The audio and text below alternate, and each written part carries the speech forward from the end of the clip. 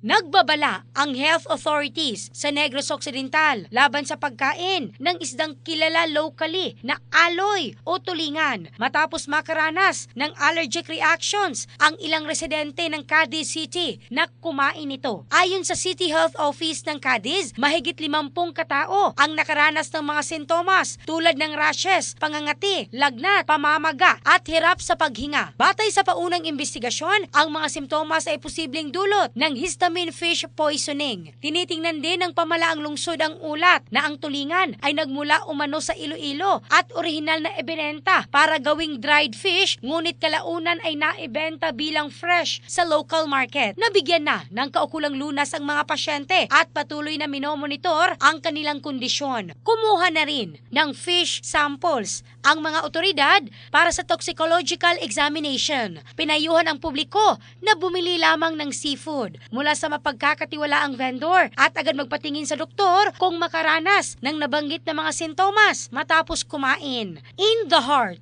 of changing lives, ako si Michelle Craste ng Brigada News Philippines, the Music and News Authority.